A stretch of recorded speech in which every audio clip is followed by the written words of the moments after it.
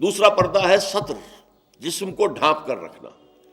مرد کے لیے ستر کا حصہ کچھ اور ہے، عورت کے لیے پورا جسم ستر ہے۔ مرد کے لیے عورت کا پورا جسم ستر ہے، سوائے چہرے کی ٹکیا کے اور ہاتھوں کے اور پاؤں کے۔ پھر ہے حجاب۔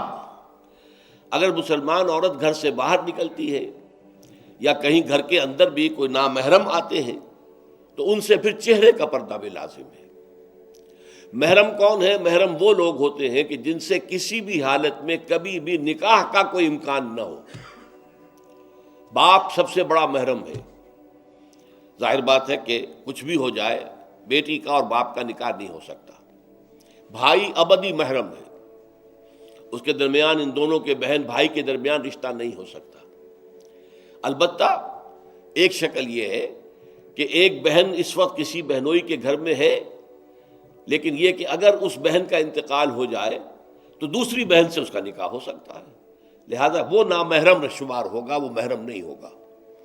اس حوالے سے وہ جو ابدی محرمات ابدیہ ہے وہ ہے محرم، اور ان کے سامنے کھلے چہرے کے ساتھ بھی عورت نہیں آ سکتی۔ اور محرموں کی فہرست جو ہے وہ سورہ نور کے اندر دے دی گئی ہے، بڑی مفصل اور تفصیلی آیت ہے۔ اور چوتھا پردہ یہ ہے کہ معاشرہ غیر مخلوط ہو، مرد و زن کے مابین اختلاط نہ ہو، مخلوط مجالس نہ ہو، دفتروں میں مل جل کر کام نہ کیا جا رہا ہو، اور کہیں کہیں کارخانے میں شانہ بشانہ کھڑے ہو کر کام نہ کیا جا رہا ہو، نہیں، یہ معاملہ غلط ہے۔ بلکہ سیگریگیٹڈ سوسائٹی، عورتوں کے دائرہ کار، کسی شے پر پابندی نہیں ہے۔ عورتوں کے لیے تفریح گاہیں بنائیں آپ، جس میں صرف عورتیں اور بچے جا سکتے ہو ایک خاص عمر کی حد تک، مرد نہیں جائیں گے۔ مردوں کے لیے تفریح گاہیں علیحدہ ہوں گی، وہاں عورتیں نہیں جائیں گی۔ تو عورتوں اور مردوں کے درمیان عدم اختلاط، مدارس ہے، اسکول ہے، کالج ہے، یونیورسٹیاں علیحدہ علیحدہ بنا دیجیے، پڑھیں وہ بھی، یہ بھی پڑھیں، لیکن مخلوط نہ ہو، مخلوط تعلیم نہیں۔ تو یہ جو ہے غیر مخلوط معاشرت، یہ در حقیقت اسلامی معاشرے کا سب سے بڑا امتیاز ہے، سب سے بڑا علم ہے، سب سے بڑا شعار ہے۔ کوئی بھی غیر مسلم جو ہے اسلامی معاشرے میں آئے گا تو سب سے زیادہ بات جو اسے محسوس ہوگی وہ یہ ہے کہ یہاں عورتیں اور مرد جو ہیں وہ آپس میں ملے جلے ہوئے نہیں ہیں، بلکہ ان کے درمیان ایک گویا کہ بہت بڑا پردہ جو ہے معاشرے کے اندر لٹکا ہوا ہے، سیگریگیشن ہے۔ باقی یہ ہے کہ ستر سے آگے جسم جو ہے وہ صرف زوجین کے سامنے کھلے گا۔ مرد کا ستر صرف بیوی کے سامنے کھلے گا، یا ڈاکٹر اگر کوئی سرجری کرنی ہے تو ظاہر بات ہے کہ اس میں وہ پردہ نہیں ہوگا۔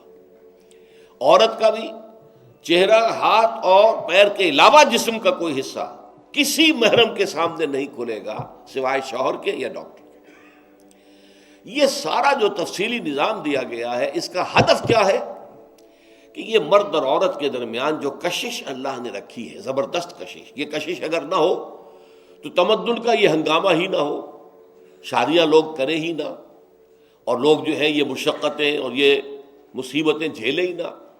اولاد کی پیدائش ہے، پھر ان کی پرورش ہے، پھر انہیں کھلانا پلانا ہے، ان کی تعلیم ہے، ان کی علاج معالجہ ہے، 100 کھکھیڑ ہے۔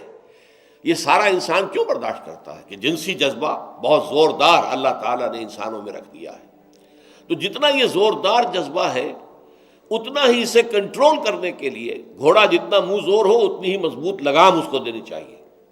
لہذا اس کے لیے یہ حدود اور قیود عائد کر دیے گئے تاکہ جو سیکشول ارج ہے یا سیکشول اٹریکشن جو کہ جنسی طور پر انسان کے اندر ہے، مرد میں بھی ہے عورت میں بھی ہے، وہ کل کی کل زوجین پر مرتکز ہو جائے۔ شوہر کا وہ پوری سیکشول ارج جو ہے وہ اپنی بیوی پر مرکوز ہو، بیوی کی وہ پوری جو سیکشول ارج ہے وہ اپنے شوہر پر مرکوز ہو، ادھر ادھر نگاہیں نہ بھٹکیں۔ مبادا کہیں جا کر کسی مرد کی نگاہ میں کوئی عورت کھب گئی، اب ظاہر بات ہے کہ آنکھ سے ہو کر وہ تصویر جو ہے نہا خانہ دل میں اتر جاتی ہے، پھر وہ خوابوں میں آئے گی، خیال میں چھائی رہے گی، نتیجہ کیا ہوگا؟ اپنی بیوی کی طرف سے توجہ ہٹ جائے گی، وہ جو بانڈ آف لو ہے اور باہمی اٹینشن ہے ایک دوسرے کی طرف شوہر اور بیوی کی، وہ کم ہو جائے گی، اور اس کا نتیجہ کیا نکلے گا کہ خاندان کا ادارہ کمزور ہو جائے گا، جس سے کہ اسلام چاہتا ہے کہ بہت مضبوط ادارہ ہو۔